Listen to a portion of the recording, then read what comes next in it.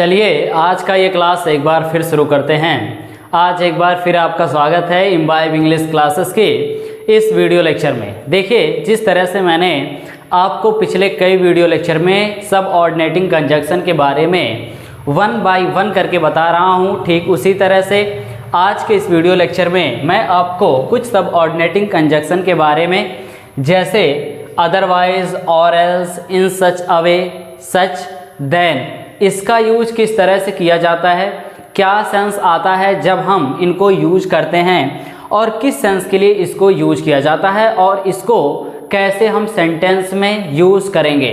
तो ओवरऑल आज के इस वीडियो लेक्चर में आप इन सब ऑर्डिनेटिंग कंजक्शन के बारे में जानने वाले हैं।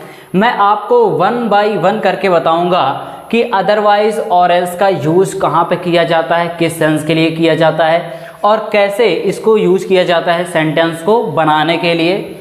इसके बाद मैं आपको ये भी बताऊंगा कि इन सच अ वे, इसका यूज किस लिए किया जाता है, किस सेंस के लिए, और सच का, देन का यूज किस लिए किया जाता है। तो आज का ये वीडियो लेक्चर आपके लिए बहुत ही यूजफुल होने वाला है। आज के इस वीडियो लेक्चर को आप शुरू से लेके अंत तक देखिए, आपको कुछ ना कुछ ज़रूर सीखने को मिलेगा। तो चलिए स्टार्ट करते हैं। सबसे पहले हम चलते हैं अपने पहले सब ऑर्डिनेटिंग कंजक्शन की तरफ, जो क्या है अदरवाइज और एल्स। यहाँ पे आपको बताया गया है कि अदरवाइज और एल्स का यूज़ हम कहाँ पे करते हैं, किस सेंस के लिए इसको यूज किया जाता है। देखिए, कई लोगों को ये क्लैरिटी नहीं हो पाता है कि हम अदरवाइज और एल्स का यूज़ कहाँ पे करते हैं, किस सेंस के लिए करते हैं। तो यहाँ पे देखिए आपको बताया गया है कि अदरवाइज और एल्स, इन दोनों का यूज़ हम तब करेंगे जब हमारे सेंटेंस में नहीं तो या वरना या अन्यथा का सेंस आएगा, तब हम इन दोनों का यूज करेंगे। जैसे यहाँ पे देखिए आपके सामने दो सेंटेंस लिखा हुआ है।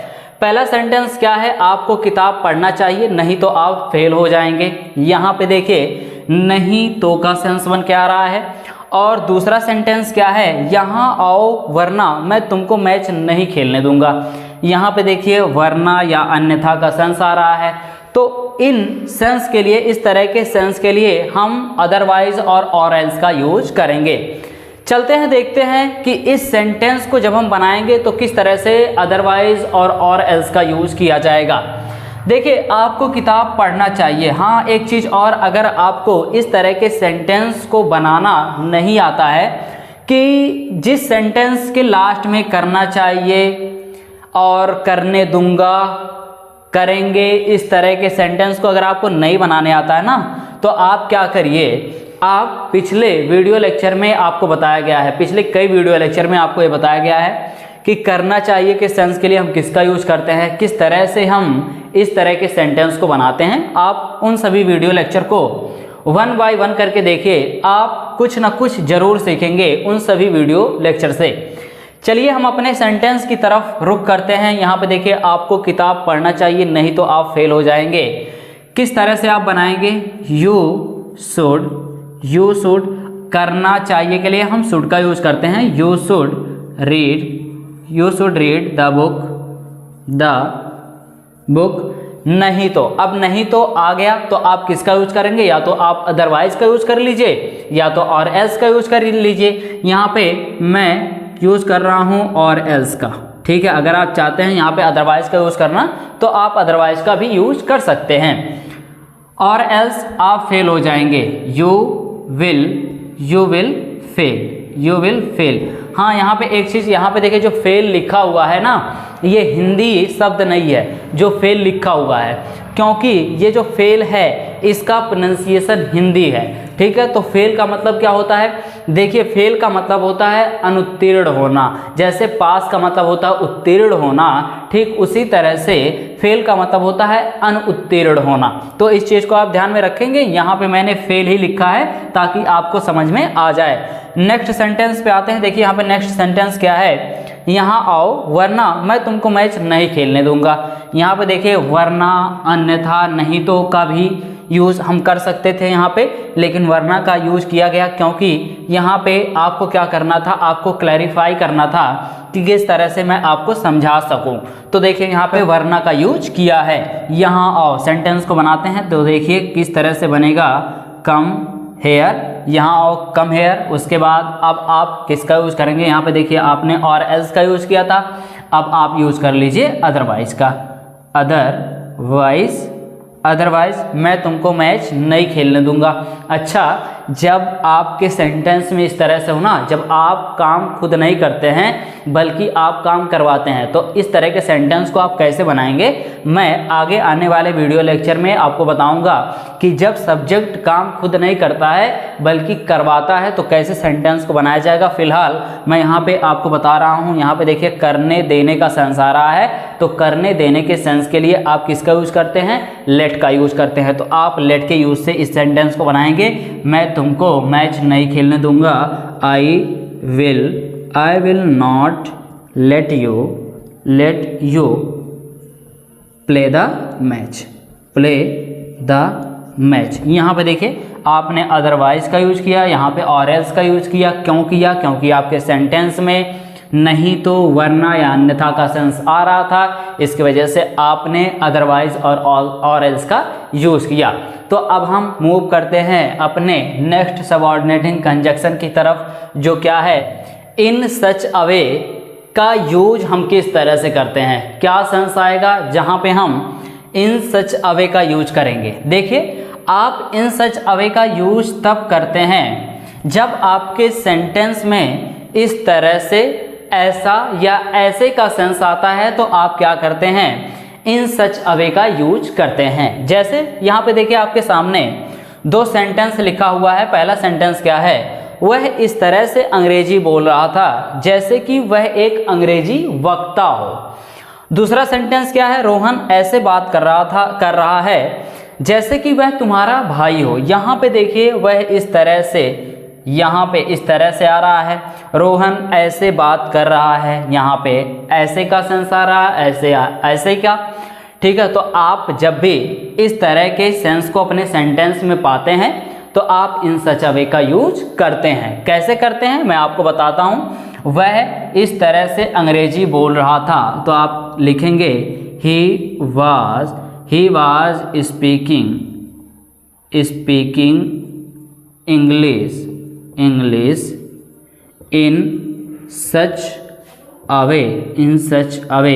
हाँ, एक चीज़ और आप नोट करेंगे कि यहाँ पे देखिए ए क्या है, ए और वे के बीच में स्पेस है। कई लोग क्या करते हैं, इन दोनों को साथ में लिख देते हैं, तो आप ऐसा ना करिए। आप ए क्या है अलग करिए और वे जो लिखिए उसको अलग लिखिए, ठीक है, स्पेस दे के लिखिए इस तरह से आ वे। उसके बाद जैसे कि वह एक अंग्रेजी वक्ता हो, यहाँ पे देखिए इन सच अ वे का यूज करने के बाद क्या आ रहा है, जैसे कि। यहाँ पे आपको मैंने बताया है पिछले वीडियो लेक्चर में कि आपके सेंटेंस में जब भी जैसे कि या मानो की का सेंस आए तो आप किसका यूज करते हैं, एज इफ या एज दो का।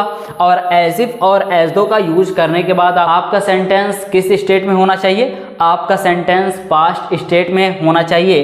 इस चीज को आप याद रखेंगे। तो आप जैसे कि के लिए किसका यूज करते हैं, as if, in such a way as if वह एक अंग्रेजी वक्ता हो। तो आप किस तरह से लिखेंगे, ही वर का यूज कर देंगे या वुड बी का यूज कर देंगे। इस तरह के सेंटेंस को बनाने के लिए ही वर एन इंग्लिश स्पीकर, यहाँ पे इस तरह से आप सेंटेंस को बनाते हैं। जब आपके सेंटेंस में इस तरह से का सेंस आता है तो आप इन सच अ वे का यूज करते हैं। दूसरा सेंटेंस क्या है, रोहन ऐसे बात कर रहा है जैसे कि वह तुम्हारा भाई हो। यहाँ पे देखिए रोहन ऐसे बात कर रहा है, तो आप लिखेंगे Rohan is talking in such a वे, जैसे कि या मानो के लिए एज इफ या एज दो, तो आप एज दो का यूज करिए, एज दो वह तुम्हारा भाई हो। He would be your brother. आप इस तरह से इन सच अ वे का यूज करते हैं जब आपके सेंटेंस में किसका सेंस आता है, इस तरह से या ऐसा या ऐसे का सेंस आता है।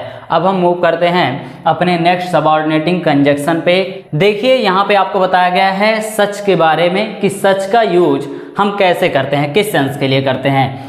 देखिए सच का यूज आप तब करते हैं जब आपके सेंटेंस में ऐसा का सेंस आता है। ऐसा, जैसे मान लीजिए अगर आपको ये कहना हो मेरे पास ऐसा कोई कलम नहीं है, ठीक है, अमन ऐसा लड़का नहीं है, तो देखिए इस सेंटेंस में ऐसा का सेंस आ रहा है और आप ऐसा के सेंस के लिए किसका यूज करेंगे? सच का यूज करेंगे। कैसे करेंगे वो मैं आपको बताता हूँ। मेरे पास ऐसा कोई कलम नहीं है, तो आप क्या लिखेंगे? I do not have any such pen. मेरे पास ऐसा कोई कलम नहीं है। दूसरा सेंटेंस आप कैसे बनाएंगे? अमन ऐसा लड़का नहीं है, तो आप क्या करेंगे?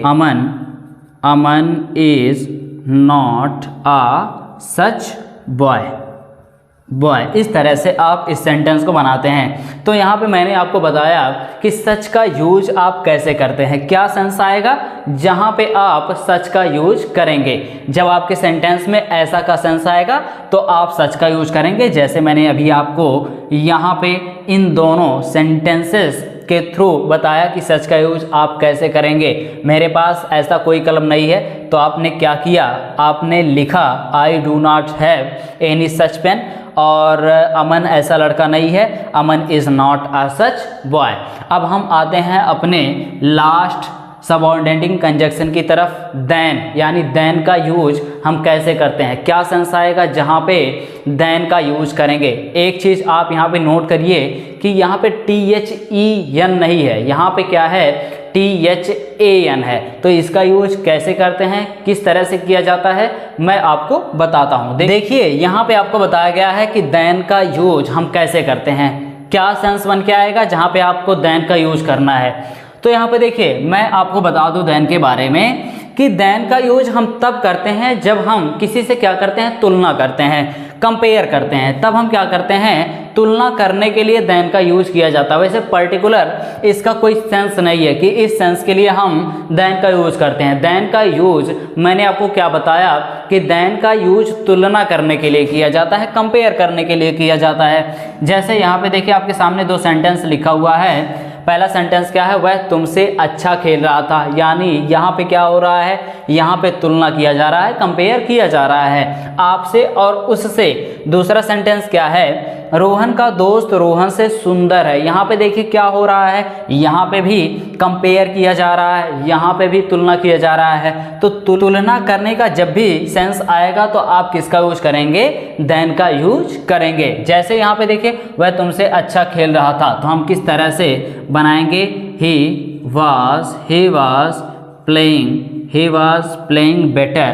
was playing better than you। यहाँ पे देखिए सिंपल इस तरह से बन गया, यहाँ पे देन का यूज किया गया। और नेक्स्ट सेंटेंस क्या है? रोहन का दोस्त रोहन से सुंदर है, तो हम क्या करेंगे? Friend of Rohan is more handsome than Rohan. इस तरह से आप क्या करते हैं? यहाँ पे भी देखिए देन का यूज किया गया। क्यों किया गया? क्योंकि इन दोनों सेंटेंस में तुलना किया जा रहा है, कंपेयर किया जा रहा है, और कंपेयर करने के लिए देन का यूज किया जाता है। तो आज के इस वीडियो लेक्चर में मैंने आपको बताया कि अदरवाइज और एल्स का यूज हम किस सेंस के लिए करते हैं, क्या सेंस बन के आएगा। उसके बाद फिर मैंने आपको बताया कि इन सच अवे का यूज हम कैसे करते हैं, क्या सेंस बन के आएगा जहाँ पे इन सच अवे का यूज किया जाएगा। इसके साथ ही साथ मैंने आपको ये भी बताया कि सच का और देन का यूज हम कहाँ पे करते हैं, किस सेंस के लिए किया जाता है। तो आज के इस वीडियो लेक्चर में बस इतना ही। फिर मिलते हैं आपसे नेक्स्ट वीडियो लेक्चर में नए टॉपिक के साथ। थैंक यू इस पूरे वीडियो को देखने के लिए।